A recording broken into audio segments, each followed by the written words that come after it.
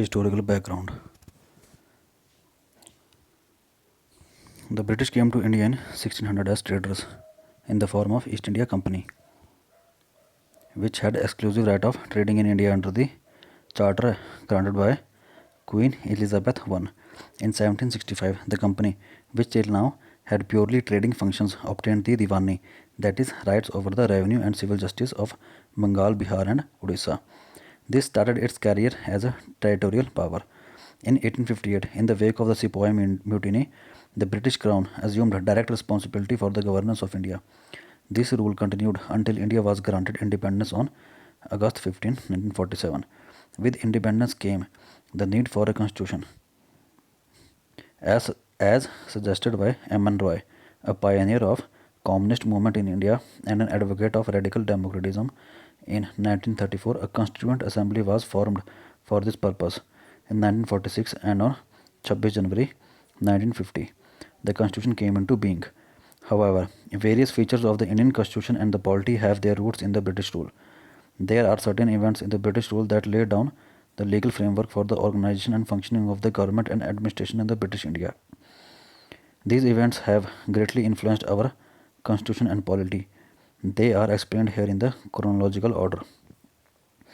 The Company Rule 1773 to 1858, a Regulating Act of 1773. This act is of great constitutional importance as it was the first step taken by the British government to control and regulate the affairs of the East India Company in India. It recognized for the first time the political and administrative functions of the company, and it laid the foundation of the central administration in India. Features of the Act: it designated the Governor of Bengal as the Governor General of Bengal and created an executive council of 4 members to assist him. The first such Governor General was Lord Warren Hastings. It made the governors of Bombay and Madras presidencies subordinate to the Governor General of Bengal, unlike earlier, when the three presidencies were independent of one another. It provided for the establishment of the Supreme Court at Calcutta in 1774, comprising one Chief Justice and 3 other judges. It prohibited the servants of the company from engaging in any private trade or accepting presents or bribes from the natives. It strengthened the control of the British government of the company by requiring the Court of Directors, that is, the governing body of the company, to report on its revenue, civil, and military affairs. Next comes the Pitt's India Act of 1784. In a bid to rectify the defects of the Regulating Act of 1773, the British Parliament passed the Amending Act of 1781, also known as the Act of Settlement.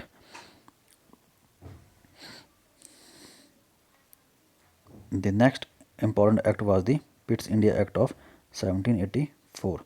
Features of the Pitt's India Act of 1784.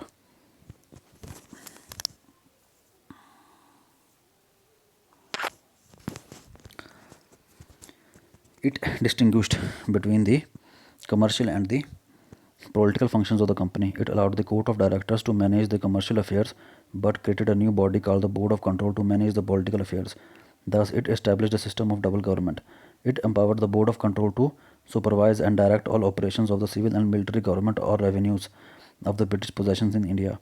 Thus, the act was significant for two reasons. First, the company's territories in India were for the first time called the British possessions in India, and second, the British government was given the supreme control over the company's affairs and its administration in India. Charter Act of 1833. This step, this Act of 1833 was the final step towards centralization in the British India. Features of the Act: it made the Governor General of Bengal as the Governor General of India and vested in him all the civil and military powers. Thus, the Act created for the first time a Governor of India having authority over the entire territorial area possessed by the British in India. Lord William Bentinck was the first Governor General of India. It deprived the Governor of Bombay and Madras of their legislative powers. The Governor General of India was given exclusive legislative powers for the entire British India. The laws made under the previous acts were called as the regulations, while the laws made under this act were called as the acts. It ended the activities of the East India Company as a commercial body, which became a purely administrative body. It provided that the company's territories in India were held by it in trust of His Majesty, his heirs, and successors. The Charter Act of 1833 attempted to introduce a system of open, open competition for selection of civil services, civil servants, and stated that the Indians should not be barred from holding any place, office, and employment under the company. However, this position was negated after the opposition from the Court of Directors. Charter Act of 1853. This was the last of the series of the acts passed by the British Parliament between 1793 and 1853. It was a significant constitutional landmark. First point. 1853 separated, for the first time, the legislative and executive functions of the Governor General's Council. 1853 provided for addition of 6 new members called the Legislative Councillors to the Council.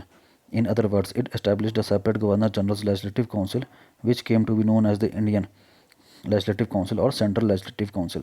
This legislative wing of the council functioned as a mini parliament, adopting the same procedures as the British Parliament. Thus, the legislation for the first time was treated as a special function of the government, requiring special machinery and special process. 1853 introduced an open competition system of selection and recruitment of civil servants. The covenant civil services was thus thrown open to the Indians also.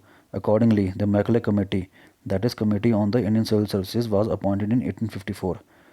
1853 extended the company's rule and allowed it to retain the possessions of Indian territories on the trust for the British Crown. But it did not specify any particular period, unlike the previous charters.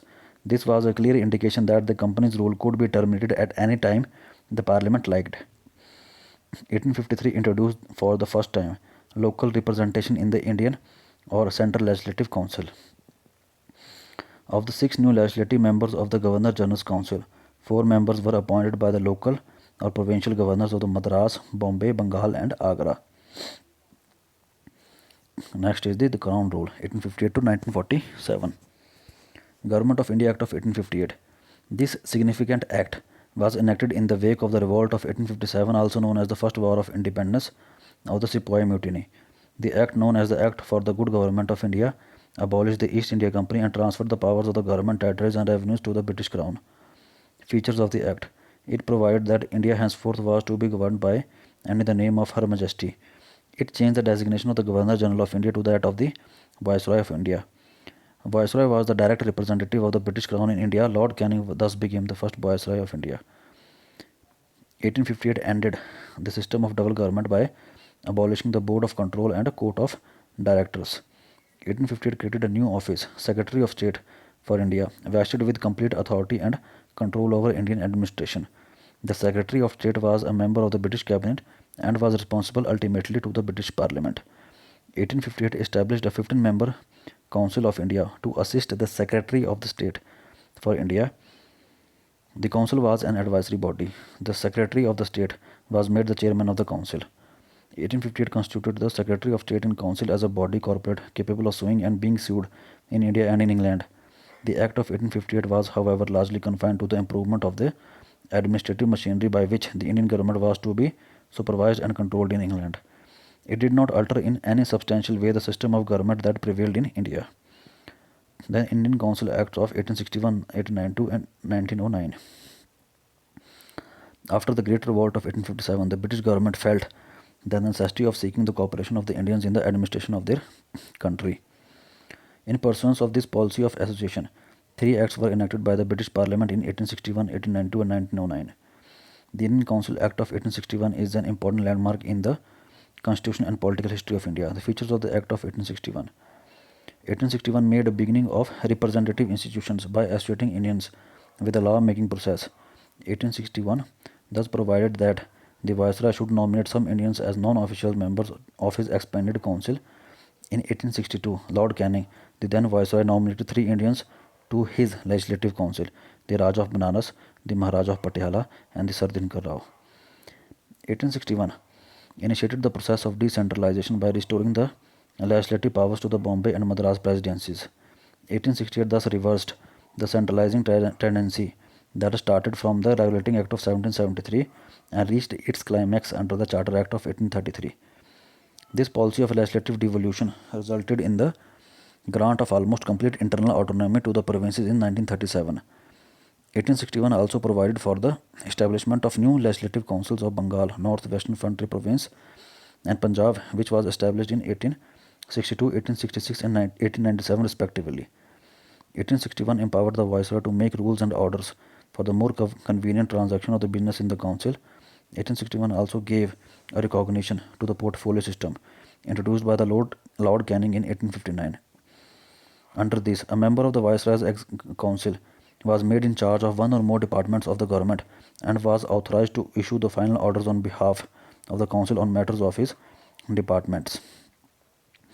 1861 empowered the Viceroy to issue ordinances without the concurrence of the Legislative Council during an emergency. The life of such an ordinance was 6 months. Features of the Act of 1892. 1892 increased the number of additional, that is, non-official members in the central and provincial legislative councils, but maintained the official majority in them.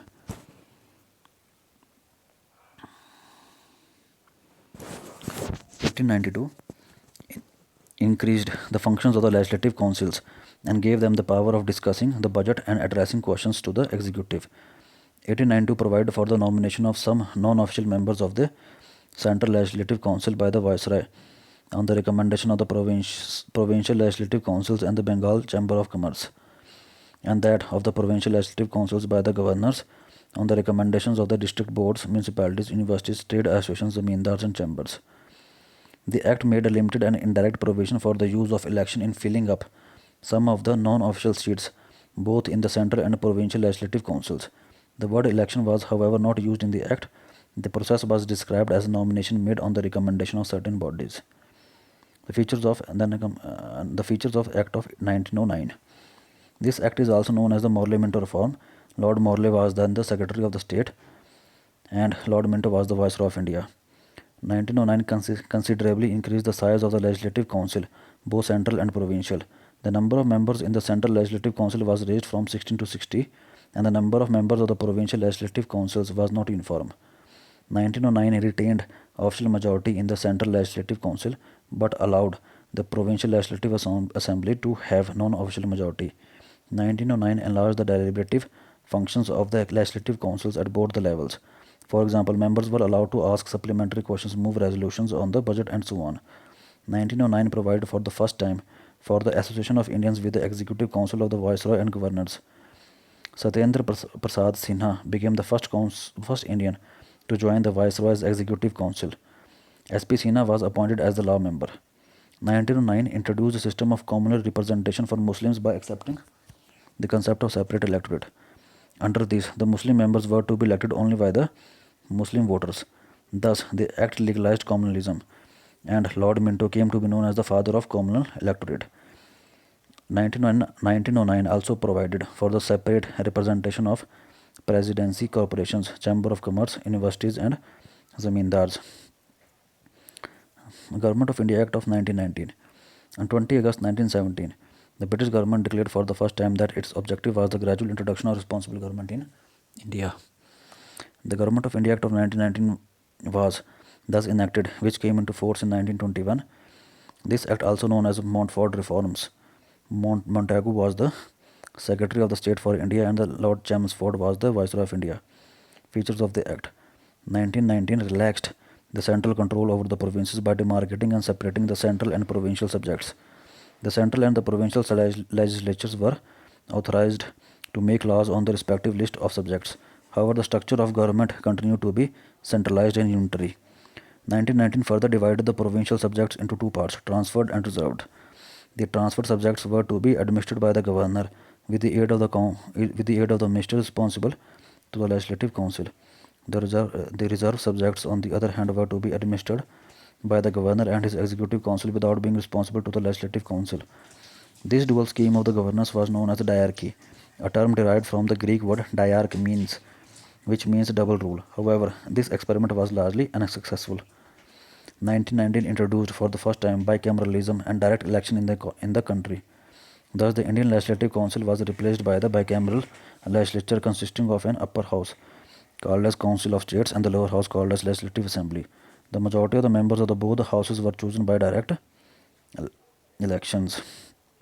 1919 required that the 3 of the 6 members of the Viceroy's Executive Council, other than the Commander-in-Chief, were to be Indian. 1919 extended the principle of communal representation by providing separate electorates for the Sikhs, Indian Christians, Anglo-Indians and Europeans. 1919 granted franchisee to a limited number of people on the basis of property tax and education. 1919 created a new office of High Commissioner for India in London and transferred to him some of the functions of the hitherto performed by the Secretary of the State for India. 1990 provided for the establishment of Public Service Commission. Hence, the Central Public Service Commission was set up in 1926 for recruiting civil servants. 1919 separated for the first time provincial budgets from the central budget and authorized the provincial legislatures to enact their budgets. 1990 provided for the appointment of a statutory commission to inquire into and report on its working after 10 years of its coming into force. Simon Commission. In November 1927 itself, that is 2 years before the schedule, the British government announced the appointment of a 7-member statutory commission under the chairman of Sir John Simon to report on the condition of India under its new constitution.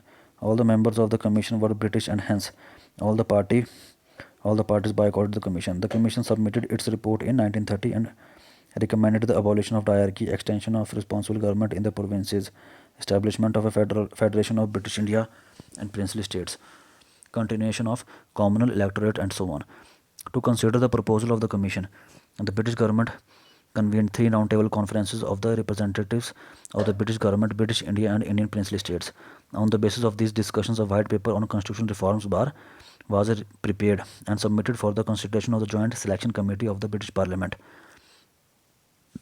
The recommendations of this committee were incorporated with certain changes in the next Government of India Act of 1935. Communal Award. In August 1932, Ramsay MacDonald, the British Prime Minister, announced a scheme of representation of the minorities, which came to be known as the Communal Award. The award not only continued separate electorates for the Muslims, Sikhs, Indian Christians, Anglo-Indians and Europeans, but also extended it to the depressed classes, that is scheduled castes. Gandhiji was distressed over this extension of the principle of the communal representation to the depressed classes and undertook fast unto death in the Yeravada jail in Pune to get the award modified. At last, there was an agreement between the leaders of the Congress and the depressed classes. The agreement, known as the Pune Pact, retained the Hindu joint electorate and gave reserved seats to the depressed classes. Then Government of India Act 1935. The act marked a second milestone towards a completed responsible government in India. It was a lengthy and detailed document having 321 sections and 10 schedules. Features of the Act. 1935 provided for the establishment of an All India Federation consisting of provinces and princely states as units. The Act divided the powers between the centre and the units in terms of 3 lists: Federal List for centre with 15 items, provincial list and concurrent list. Residuary powers were given to the Viceroy. However, the Federation never came into being as the princely states did not join it. 1935 abolished diarchy in the provinces and introduced provincial autonomy in its place. The provinces were allowed to act as autonomous units of administration in their defined spheres. Moreover, the Act introduced responsible government in provinces, that is, the governor was required to act with the advice of the minister responsible to the provincial legislature. This came into effect in 1937 and was discontinued in 1939. 1935 provided for the adoption of diarchy at the centre. Consequently, the federal subjects were divided into reserved subjects and transferred subjects. However, this provision of the Act did not came into operation at all. 1935 introduced bicameralism in 6 out of 11 provinces. Thus, the legislatures of the Bengal, Bombay, Madras, Bihar, Assam and UP, United Provinces, were made bicameral, consisting of a legislative council upper house and a legislative assembly lower house. However, many restrictions were placed on them. 1935 further extended the principle of communal representation by providing separate electorates for the depressed classes, scheduled caste women and labor, that is workers. 1935 abolished the Council of India established by the Government of India Act of 1838. The Secretary of State for India was provided with a team of advisors. 1935 extended franchisee. About 10% of the total population got the voting rights. 1935 provided for the establishment of a Reserve Bank of India to control the currency and credit of the country. 1935 provided for the establishment of not only a Federal Public Service Commission but also a Provincial Public Service Commission and Joint Public Service Commission for 2 or more provinces. 1935 provided for the establishment of a Federal Court, which was set up in 1937. Then Indian Independence Act of 1947. On February 20, 1947, the British Prime Minister Clement Attlee declared that the British rule in India would end by June 30, 1948, after which the power would be transferred to responsible Indian hands. This announcement was followed by the agitation by the Muslim League demanding partition of the country. Again on June 3, 1947, the British government made it clear that any constitution framed by the Constitutional Assembly of India, formed in 1946, cannot apply to those parts of the country which were unwilling to accept it. On the same day, that is on June 3, 1947, Lord Mountbatten, the Viceroy of India, put forth the partition plan known as the Mountbatten Plan. The plan was accepted by the Congress and the Muslim League. Immediate effect was given to the plan and enacting the Indian Independence Act 1947. Features of the Act 1947 ended the British rule in India, declared India as an independent and sovereign state from August 15, 1947. 1947 provided for the partition of India and creation of two independent dominions of India and Pakistan with the right to secede from the British Commonwealth. 1947 abolished the office of Viceroy and provided for each dominion a Governor-General, who was to be appointed by the British King on the advice of the Dominion Cabinet. His Majesty's government in Britain was to have no responsibility with respect to the government of India or Pakistan. 1935 empowered the constituent assemblies of the two dominions to frame and adopt any constitution for their respective nations and to repeal any act of the British Parliament, including the Independence Act itself. 1947 empowered the constituent assemblies of both the dominions of the to legislate for their respective territories till the new constitutions were drafted and enforced. No act of the British Parliament passed after 15 August 1947 was to extend to either of the new dominions unless it was extended thereto by a law of the legislature of the dominion. 1947 abolished the office of Secretary of State for India and transferred his functions to the Secretary of State for Commonwealth Affairs. 1947 proclaimed the lapse of British paramountcy over the Indian princely states and treaty relations with tribal areas from 15 August 1947. 1947 granted freedom to the Indian princely states either to join the Dominion of India or Dominion of Pakistan or to remain independent. 1947 provided for the governance of each of the dominions and the provinces of the government of India after 1935 till the new constitutions were framed. The dominions were, however, authorized to make modifications in the Act. 1947 deprived the British monarch of his rights to veto bills or ask the reservation of certain bills for his approval, but this right was reserved for the Governor General. The Governor General will have full power to assent to any bill in the name of His Majesty. 1947 Act designated the Governor General of India and the provincial governors as constitutional or nominal heads of the states. They were made to act on the advice of the respective Council of Ministers in all matters. 1947 Act dropped the title of Emperor of India from the royal titles of the King of England. 1947 Act discontinued the appointment of civil services and reservation of posts by Secretary of State for India. The members of the civil services appointed before August 15, 1947 would continue to enjoy all the benefits that they were entitled to till that time. At the stroke of the midnight on 14-15 August 1947, the British rule came to an end and power was transferred to the two new independent dominions of India and Pakistan. Lord Mountbatten became the first Governor General of the new Dominion of India. He swore in Jawaharlal Nehru as the first Prime Minister of the independent India. The Constituent Assembly of India, formed in 1946, became the Parliament of the Indian Dominion. The members of the interim government were members of the Viceroy's Executive Council. The Viceroy continued to be head of the council, but Jawaharlal Nehru was designated as the Vice President of the council. So these are the members of the interim government. Jawaharlal Nehru as the External Affairs and Commonwealth Relations, Sardar Vallabhbhai Patel as Home, Information and Broadcasting, Dr. Rajendra Prasad as Food and Agriculture, Dr. John Mathai as Industries and Supplies, Jagjeevan Ram in Labour, Sardar Baldev Singh in Defence, C.H. Bhava in Works, Mines and Power, Liaquat Ali Khan in Finance, Abdul Rab Nishtar in Posts and Air, Asaf Ali in Railways and Transport, C. Rajgopalachari in Education and Arts, I. Chundrigar in Commerce, Ghaznafar Ali Khan in Health, Jogendranath Mandal in Law.